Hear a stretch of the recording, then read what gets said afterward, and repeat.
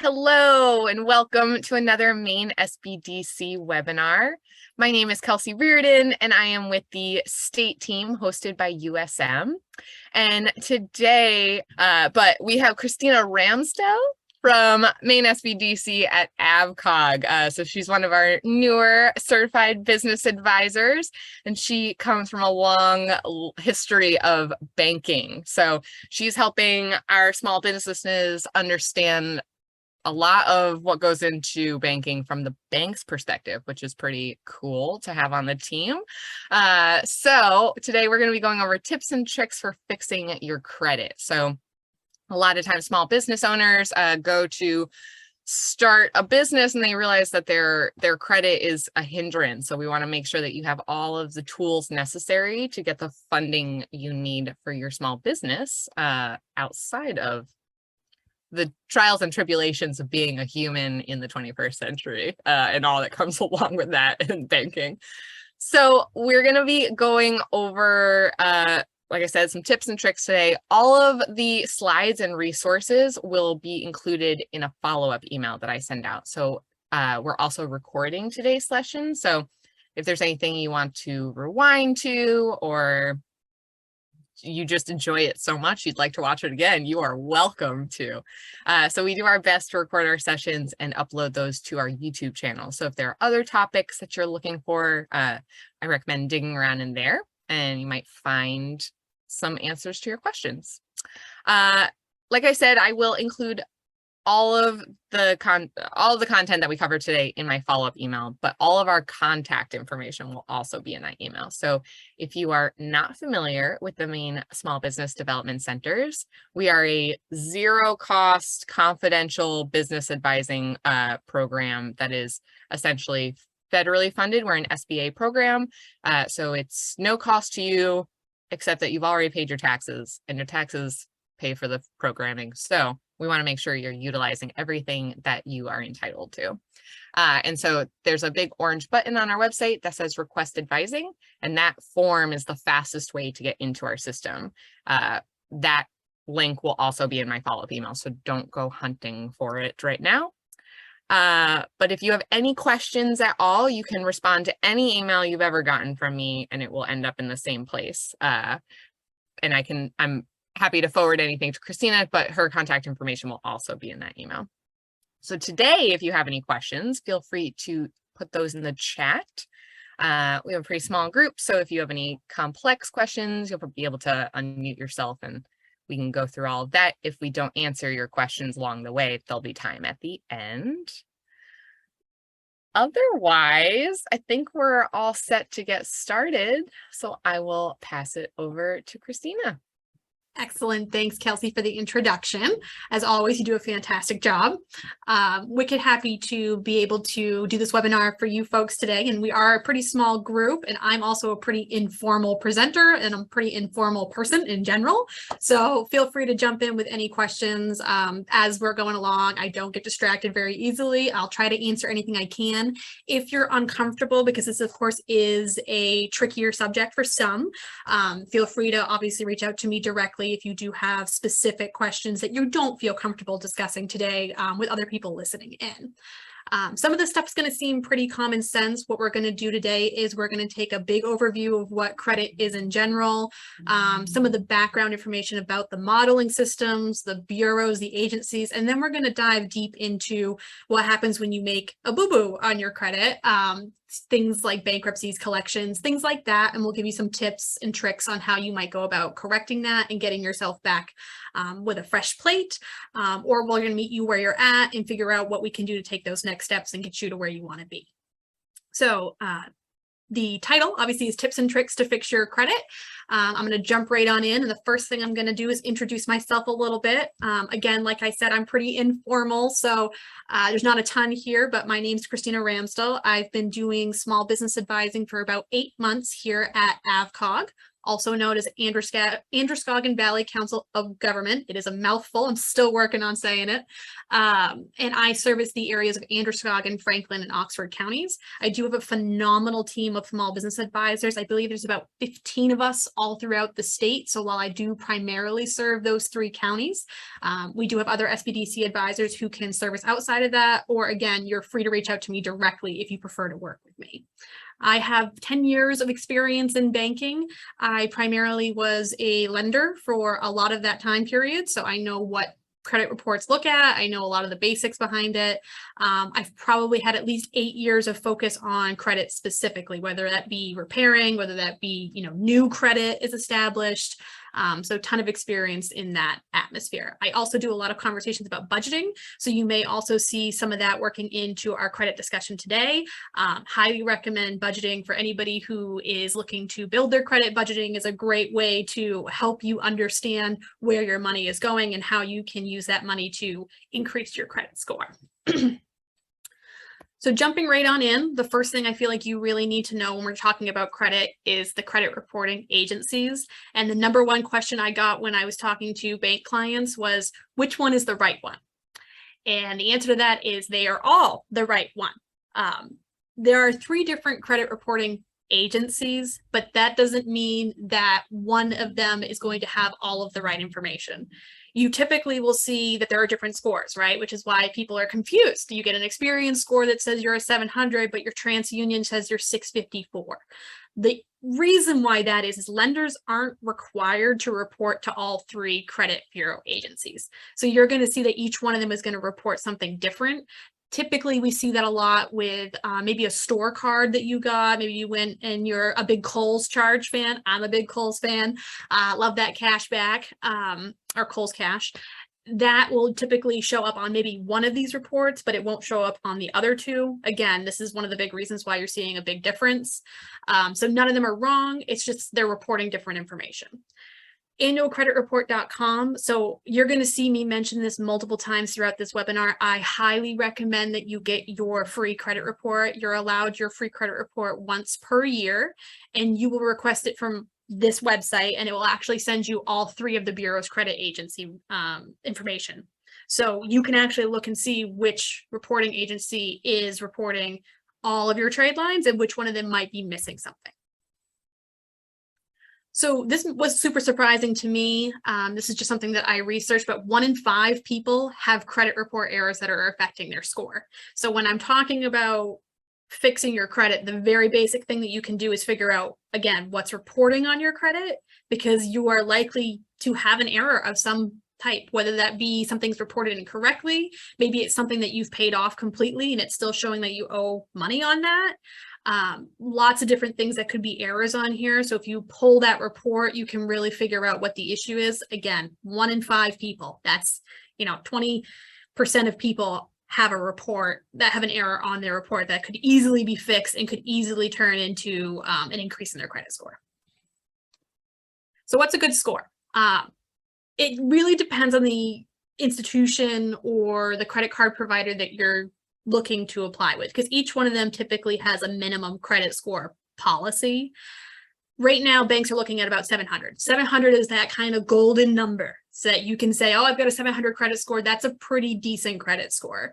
850 is your highest, and that's very rare. I don't know that I've seen more than 3 or 4 customers in my 10 years that actually hit the 800s. So your goal is not to be the most perfect credit score. Your goal is to improve your credit score enough to that 700 area. Now, small businesses typically get a little bit of a smaller, they have to have a 650 credit score typically for an approval process versus a 700. Keep in mind that if you're a new business and you've never done any type of lending on your business, that your business has a 0 credit score, but they're basing a decision off of your personal credit score. There will never be a time that you get a business loan that your personal credit is not a factor. Every business loan is personally guaranteed, which just means that you as the owner are personally liable for making the payment. If your personal credit is an issue for you, it's going to be an issue for a business loan. So the credit scoring models, this is getting a little bit more into the deep end of what banking looks at, right? So credit scoring models is what FICO is. So probably some of you have heard FICO before. FICO is not a credit reporting agency. It's not a specific credit score. It's actually the scoring model that banks are using in order to determine what your credit rating is. And this is super important when you're talking about things like Credit Karma and Credit Sesame, and when you go for a loan and why the numbers are drastically different. FICO is used by most of your banking institutions. I won't say all because I have not worked at every single bank or credit union out there, but FICO is typically the one that they're using. This only starts reporting history on you after you've had 6 months of established history. Late payments are judged the same. It does not matter what the late payment is on. It's going to be considered the same all the way through. And it doesn't factor in your rent, utility payments, or your smartphone payments. Vantage Score, which came out after FICO, and this is what typically you're seeing Credit Karma and Credit Sesame are using. This is why you're getting such a different number. You only have to have 1 month of history in order for that to show a credit score for you on Vantage Score, and late payments are judged differently. So if you have a mortgage, for example, and you're late on that, that's a bigger deal than if you are late on a credit card payment for them. And then they are able to also factor in rent payments, utility payments, and smartphone payments. So that typically is why you're seeing a higher credit score on those type of credit checks versus when you're going to the bank. So what makes up your credit score? This is always where you're going to see me start, because this is where you can make the biggest impact on your credit score, is understanding what goes into it. So utilization is 30%.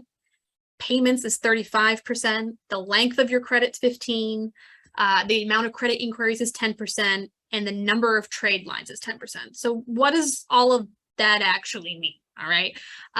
It just means that there are certain things that you can do for your credit that are going to matter more than others. So right now you can see that payments and utilization, that's 65% of your score. Right? So that's where I'm going to recommend that you spend the most amount of time when you're talking about improving your credit, is in those two categories.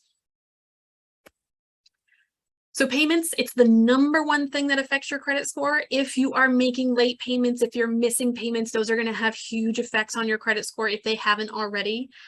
They can stay on your report for up to 7 years, which can be troublesome. The further the missed payment is from your new request, the better it looks. So if you know it was 5 years ago that you missed a payment, it's probably not going to matter as much as if you missed one 6 months ago. Banks do not like to see that you've missed a payment within the last 12 months. They really want to make sure that you've made every payment on time.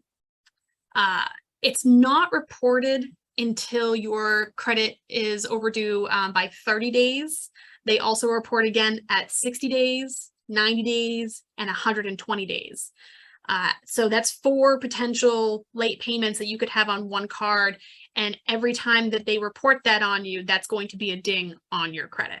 You do have 30 days to make that initial payment. So just keep that in mind, that nothing is going to be reported. If your due date's the 30th of the month, you need to make sure that you've made that payment by the 29th of the next month. Otherwise, it is going to report on your credit.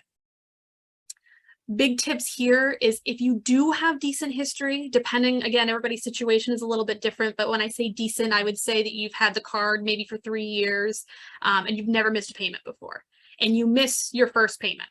It's going to happen. Life happens. We've all had it happen to us at one point in time. You can call your creditor and see if they're willing to waive it as a one-time courtesy. A lot of people don't want to make that call, but I promise you it is worth it if you're willing to pick up the phone and call your creditor and just tell them what happened. You know, they're human too. Again, if you've got a really good history with them, they're likely to remove that one missed payment off of your credit score, and you will see your credit score increases because of that. The other tip I have here is that you need to pay down the trade line that has the highest interest rate first. And I say trade line because there are revolving, which is like your credit card, and like an equity and an overdraft protection. Those are type of things where you can pay down the balance and reuse the fund. That's a revolving trade line. Another trade line is an installment trade line. That's a regular, you have a set monthly payment every single month for a set term, and it's going to be paid off at the end of that term. You're never going to be able to reborrow off of it. So that's what I mean when we're talking a trade line. Anything that the creditor had to pull your credit for is going to be considered a trade line in this discussion. So knowing what the interest rates are on those are super important, so you can direct extra money to the highest interest rate card or the highest interest rate term loan first. Utilization. So this is one of those things where people aren't super familiar with utilization. All that means is the amount that you've used on your credit compared to your available credit line. So if you have $1,000 credit line, you want to make sure that you're not spending more than $333 on that credit line. If you go above that, you're going to start dinging your credit. It shouldn't be a significant ding, but it is going to count against you. There's a couple ways that you can fix that situation.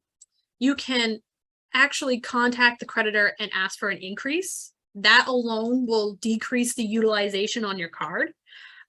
So that can increase your credit score. Keep in mind that anytime you're asking for an increase in your available credit, that's going to be a hard pull on your credit score. So they're going to make an inquiry on your credit. In the case of term loans, there's not a ton that you can do with the utilization on those. Think about your term loan of a mortgage, which is typically 30 years. You're going to have a pretty decent balance on that for quite some time. So you start off with a $200,000 mortgage. It's probably going to take you a good 10 years just to get to, $190,000. That's going to be considered a high utilization compared to the original amount you took the mortgage out for. So those are things that you can't really do a ton with, or it's not going to make much sense to pay down your mortgage if you're looking to increase your credit score quickly. Overall, in the big picture, it's going to help you to pay down those bigger loans, but it's not going to help your immediate need in case you do need a loan right now.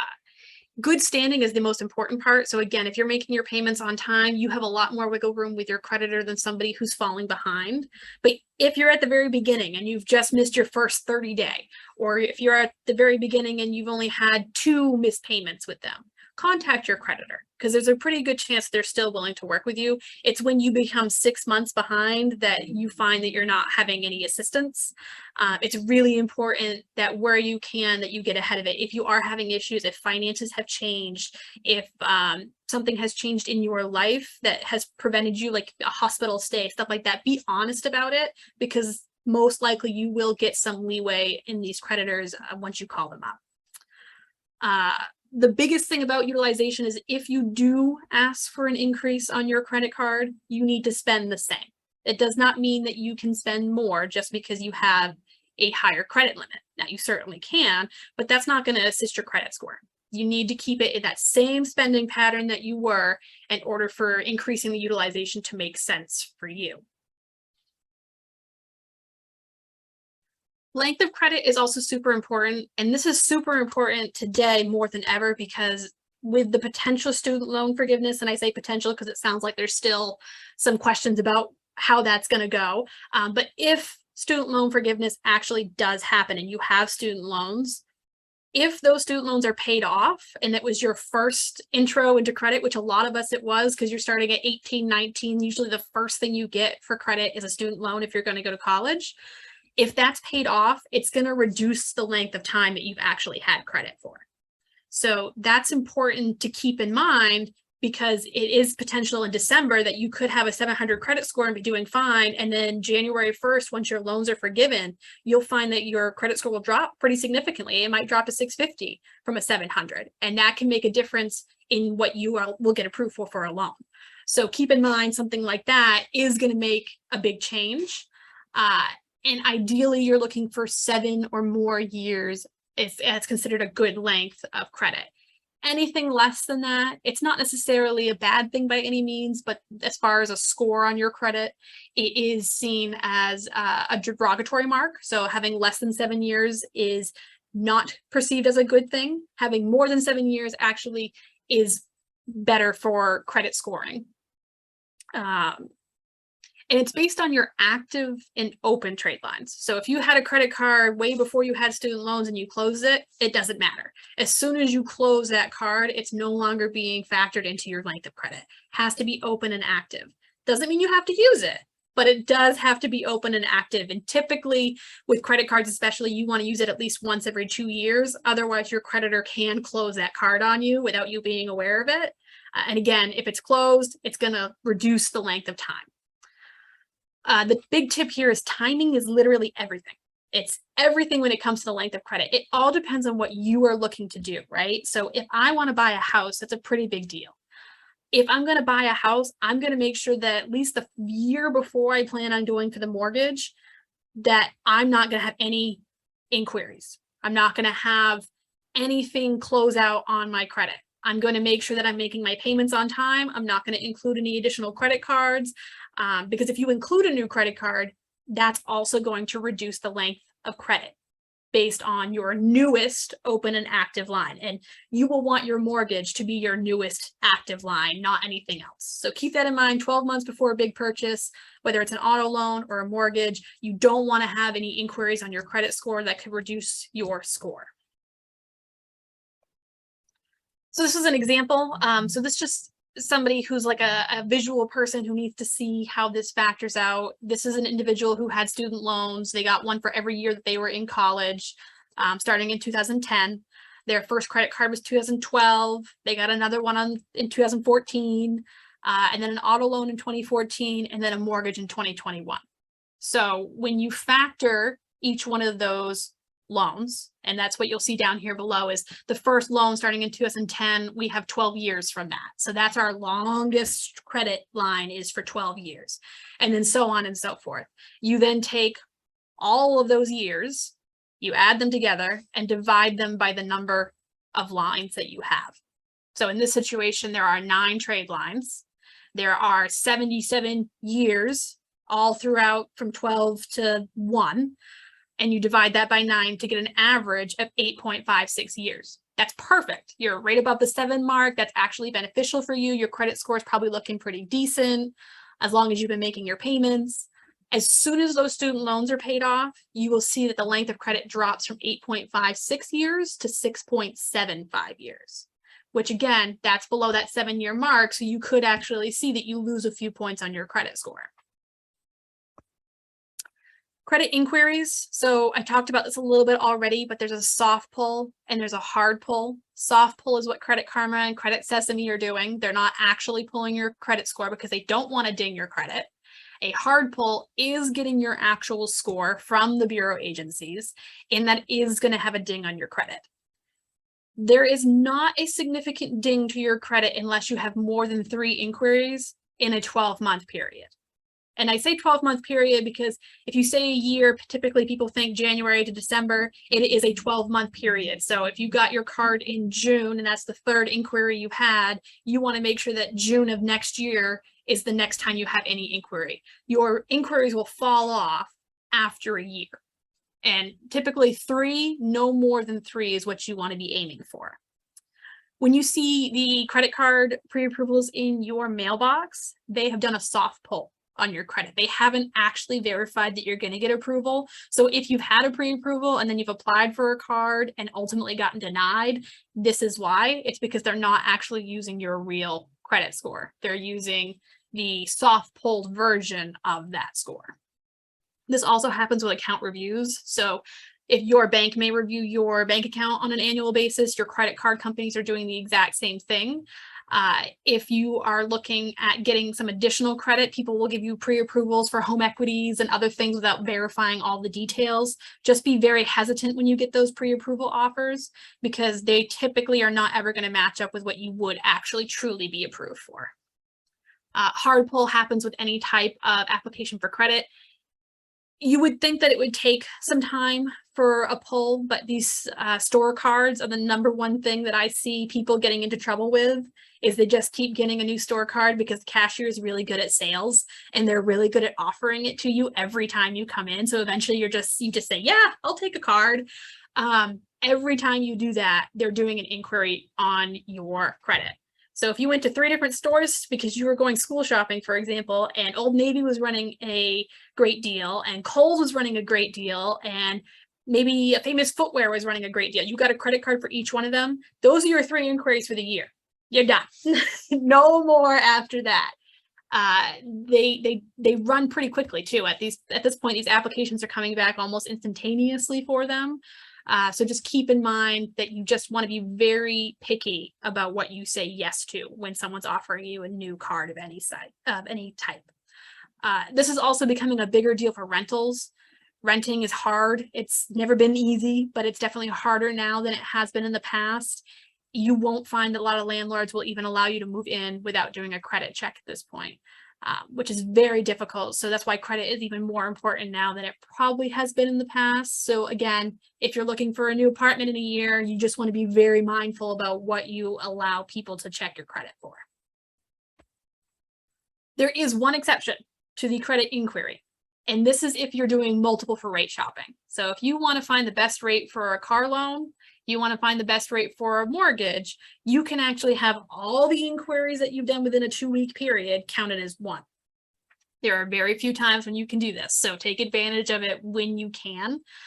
It's really important to get the lowest interest rate when you have that as an option to do some rate shopping. Just keep in mind that it has to be within that 2-week window. Now, if you did an inquiry on the 15th day, would they count it? Probably. They probably wouldn't automatically do it, but you could then contact the bureau agency if you did see that there was multiple on there, and they could manually move it into one inquiry. So keep in mind, and it has to be the same type of product. So if you were looking for a vehicle and you went to 5 different institutions and they're all auto loans, that can be counted as one inquiry. If you did 3 auto loans and 2 personal loans, because maybe the car that you wanted was over 10 years old and the institution would only do a personal loan and not an auto loan, those personal loans will not count as auto loans. So you cannot count them as a one inquiry in those situations. And again, if they don't do this, if you do have a credit report and it says you've had 6 inquiries in the month of June, contact the bureau or contact the creditor and ask them to have it into one inquiry. Changing it from 6 inquiries to one inquiry is going to be a huge bump to your credit score.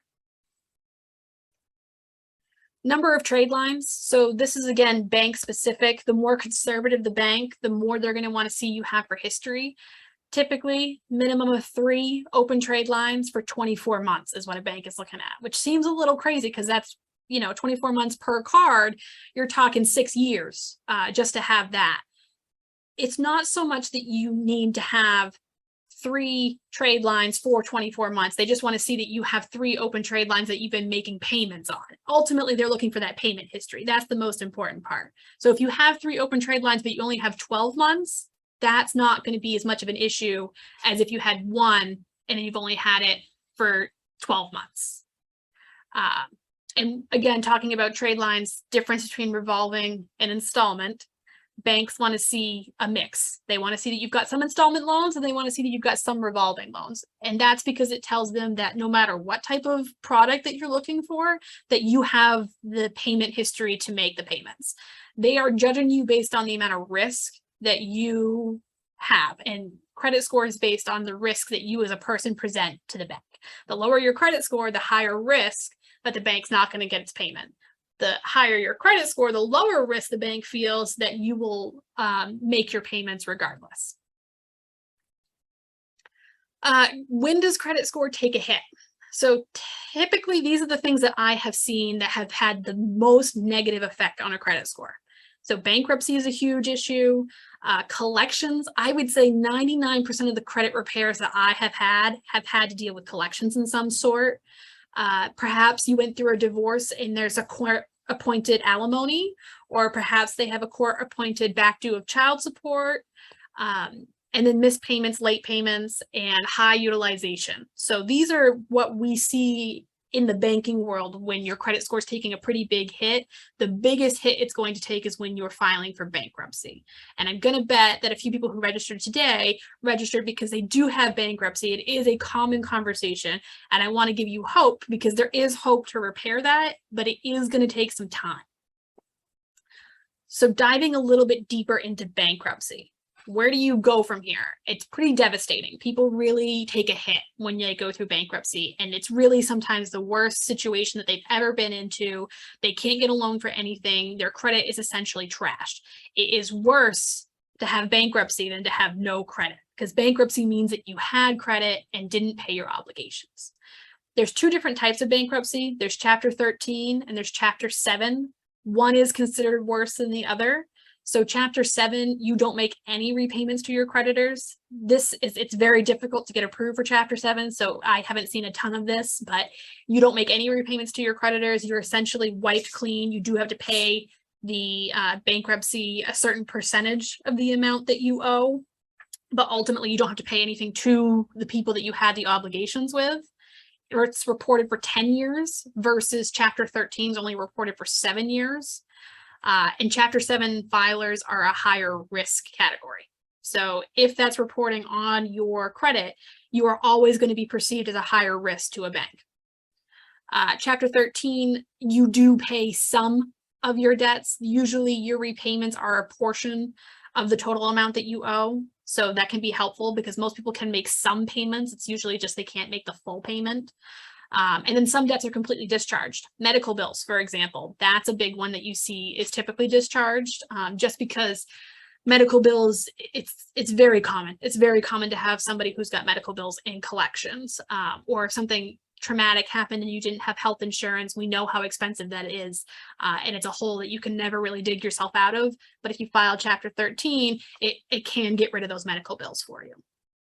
So tips to repair here.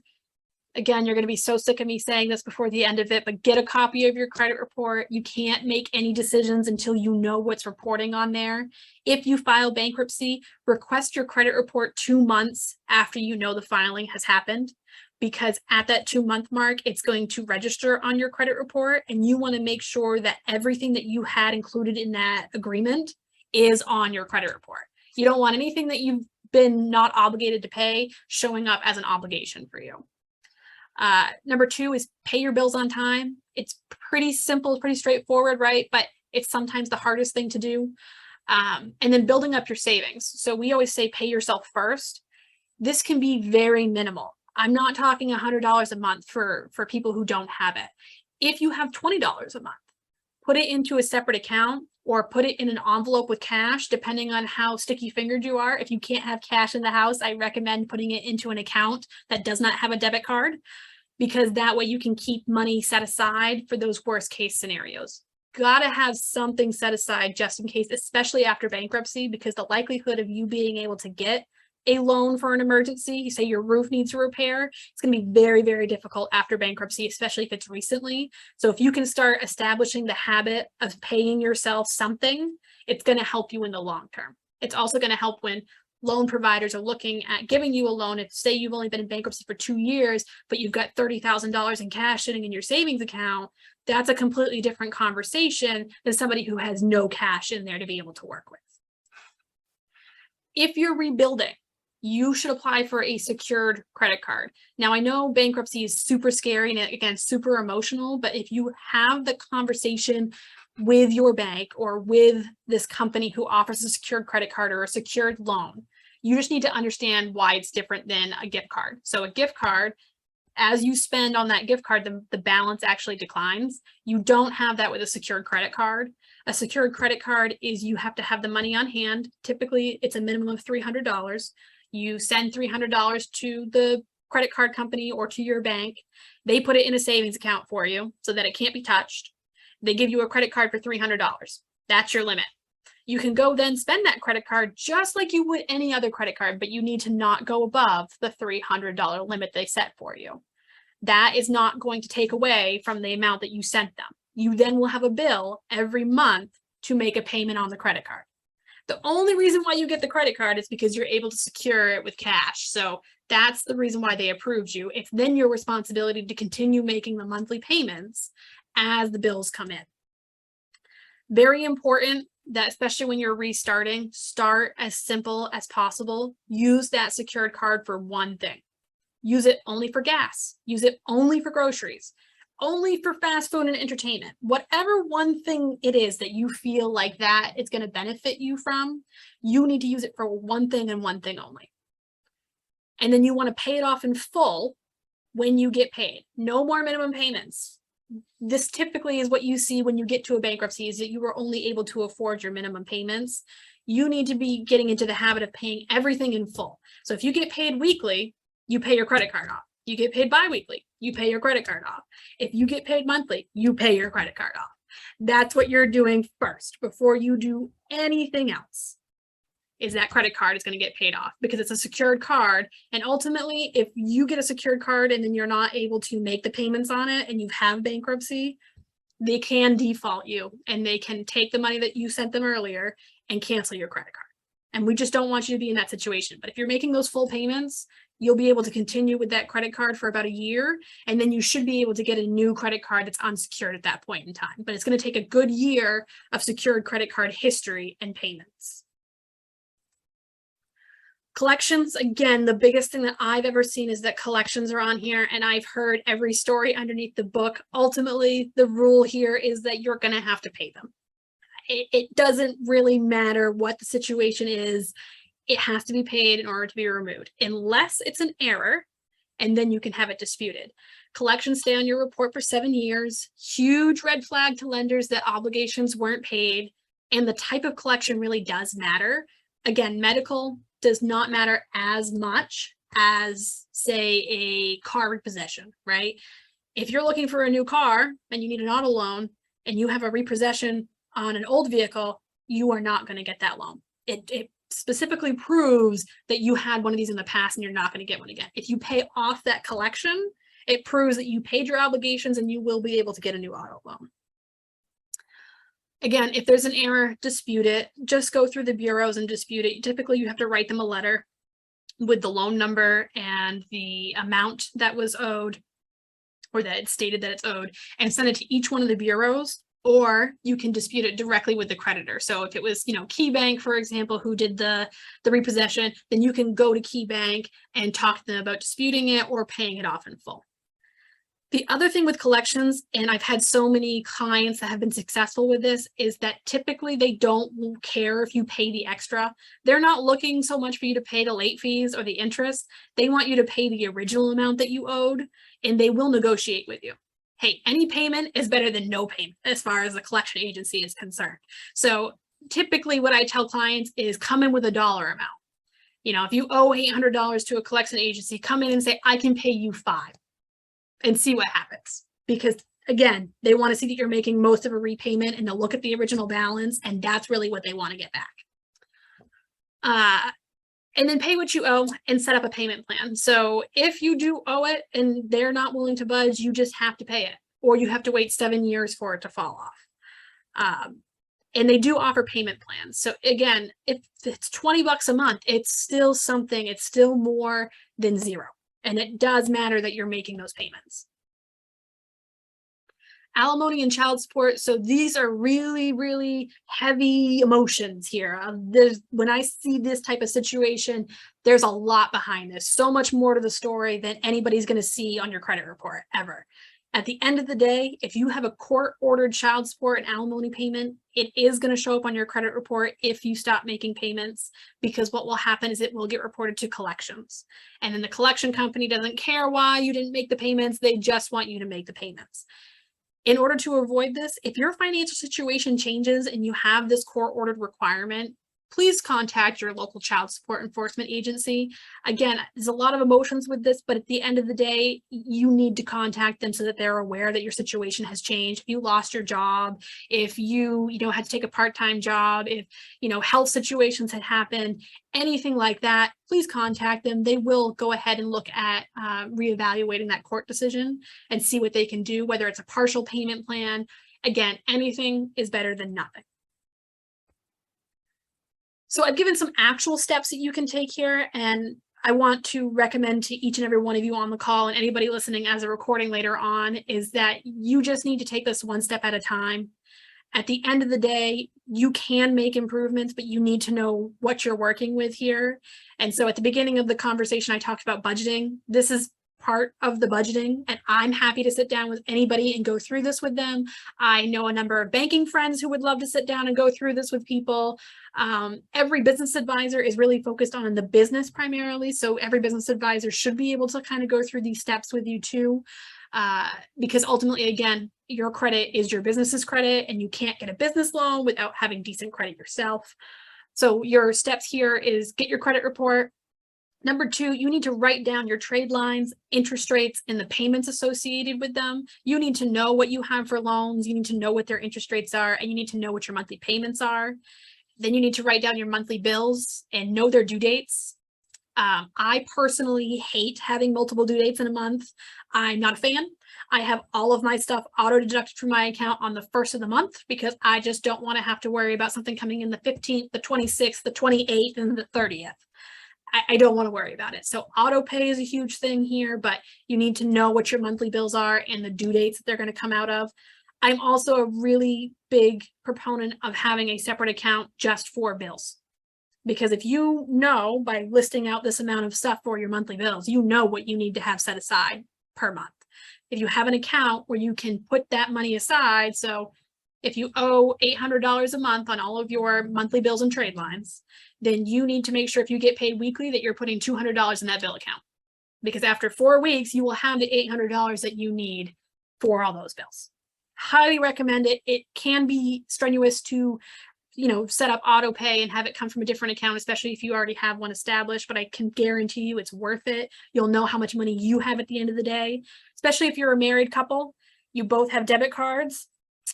Unless you're really good at communicating with each other, one of you is going to have a question at some point about who's spending what and where that money went. Needs to be understood that that money is set aside for bills. Once you've got your monthly bills and your due dates, you need to know your monthly income. Again, joint or individual, however your household is set up. You subtract your monthly bills and trade line payments from your monthly income. That's your extra money. And when I say extra money, it's from your obligations, right? So this is, you've paid off all your obligations. That's the most important part for credit. Now you need to make sure you have enough money for your groceries, your gas, your childcare, whatever that might be extra that you have.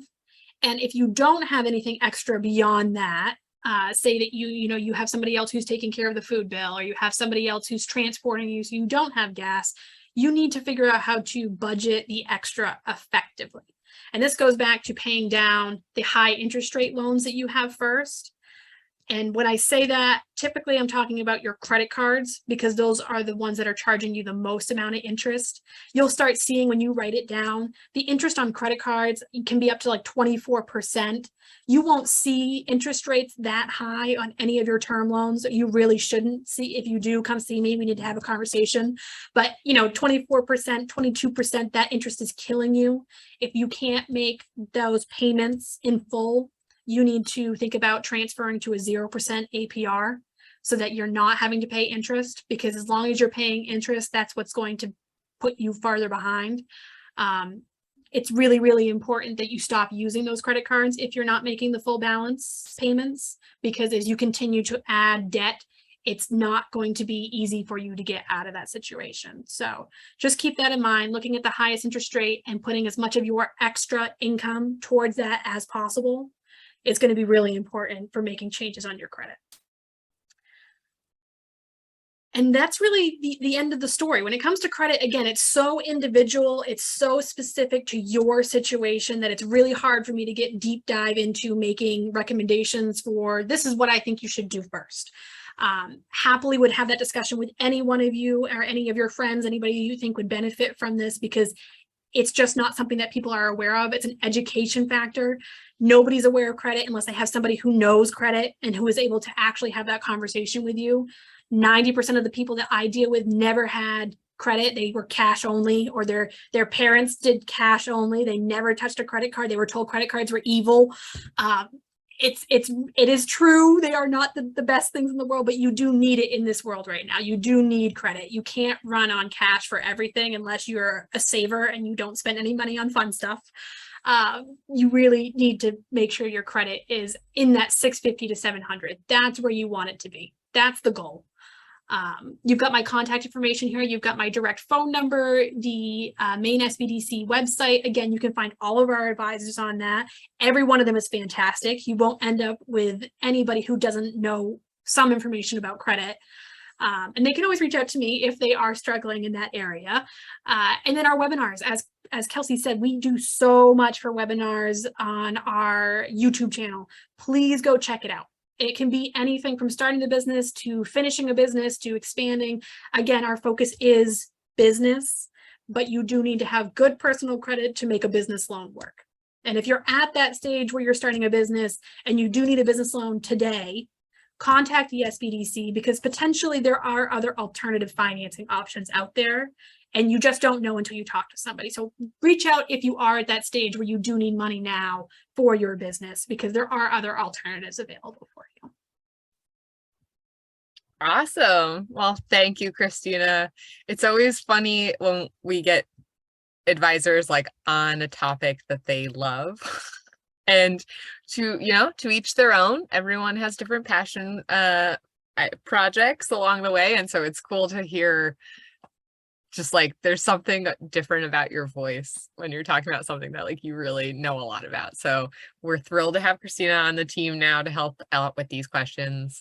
We do have 2 questions. You kind of hit on it, but maybe expand a little bit. Is personal credit separate from business credit? My understanding is no. So there is a business credit. So like there is a business scoring model, just like the FICO and the Vantage that I was talking about. You don't typically see that anybody uses your business credit score unless you're an incorporated business, which just means that you're a fairly large business typically, and that you've had a number of credit loans for the business for a number of years. Now, before 2001-ish, if you were an established business and you had a business loan, you might have a separate score for your business, only because there wasn't the requirement of a personal guarantee, which just means that you weren't personally liable if your business loan ultimately didn't get paid, which was great for then, but that doesn't happen now. You will not get a business loan without being personally guaranteed, and personal guarantee requires they check your personal credit score. Thank you for clarifying that. And then Deborah's asking, if credit card debt is high, would you consolidate those cards into a personal loan? Would that be beneficial? So I think it depends on your situation. So it depends on the number of credit cards that you have, right? If you've got a couple that have a high balance, that might be something I wouldn't recommend. Personal loans and personal loans for debt consolidation is tricky, because typically you either find banks will not do unsecured debt for unsecured debt. So an unsecured personal loan to pay off unsecured credit card debt is an unsecured loan paying off an unsecured loan. Banks typically don't like to do that. The exception to that would be, say you wanted to do a home equity loan. Say you have been paying down your home for a while, right? And you want to use the equity in it. Those are really typically lower interest rate loans than any personal loan or credit card that you're going to get. So that makes sense, that lower interest rate. And so you take out the line of credit to pay off those debts, right? The bank loves to see that, because they're consolidating all of your unsecured debt into a secured debt, but you're putting your house up and putting it up for risk when you're doing an equity loan. So personal loans, as long as the interest rates are relatively low, especially lower than your credit cards that you're currently using, then that is a potentially good option. But it also has to depend on if you're going to continue using your credit cards. Because if you are going to continue using your credit cards and have a personal loan, it's not really solving the issue. The other option you might have is, if you have credit cards, but they're no longer in the 0% APR offering, which is that typically that introduction offer they give you, you can transfer your balance from existing cards to a 0% APR. 0% interest is great. If you can utilize it for 12 months, 18 months, it's better than the personal loan option, because you have the 0% and you're only making payments on what you owe. Typically, there's a 3% charge when you're doing a balance transfer. So it's a 3% of whatever you owe to transfer it to 0%. But once you've got it on a 0% card, if you've got a 0% for 12 months, then you just set a payment. You make a set payment for those 12 months to pay off that debt. And that usually works out pretty well for people. But you need to be able to get approved for a 0% APR in order for that to happen. Tricky. It's amazing how much information you have in your head. Sometimes too much. I do tend to give a lot of information. So, if it's too much, I can always limit it in an email and we can get very nitty-gritty on just one thing at a time. That's fair. Arguably, I think too much is better than too little. So we can always reel it back in. But Deborah extended that question to, and wouldn't the new card hit on the new credit score add to the credit score? take away So from the new card would be a new inquiry, right? So that would be a little bit of a ding if you've had more than 3 in the past 12 months. But then having the new card is an additional trade line. So if you've had 3, this will be your 4th. That's a good thing. It just depends ultimately on what you're planning on doing with the other cards, right? Because if you close the other 2, it's going to reduce your length of history. But it just depends on if you have other things reporting. So it's like, it's a very big picture. It's all about what other things are on your credit beyond just the 2 credit cards that might be causing the biggest issue for you. Yeah, it seems like a lot of plates in the air kind of spinning around one another. Yeah, we're just moving around money to make the most sense. That's essentially what we do. So if we know, the whole story, if we know what else you have reporting on you, we can make better, more sound decisions on what makes the most sense for you. Mm-hmm. Well, Deborah said thank you, and I say thank you as well. And thank you to everyone who joined us. We know that this is, talking about money can be anxiety producing for a lot of different reasons. So good for you for being proactive, taking care of yourself, taking care of your business. Amy saying thank you. You'll be hearing from me. It's almost like a threat, but we are excited. We hope we hear from Kelsey. It's a promise yes. for improvement. I love it. It's a promise, and we are thrilled to have gotten you. So if, like I said, all of our contact information will be in my follow-up email, as well as it looks like Christina made a little clickable request link right in there. So all of the links in the slides will be clickable as well. So we'll get you set up with a business advisor and get you headed in the right direction. Otherwise, I don't see any other questions. So thank you again for everyone for joining, and we hope we'll see you at the next session. Thanks, everyone.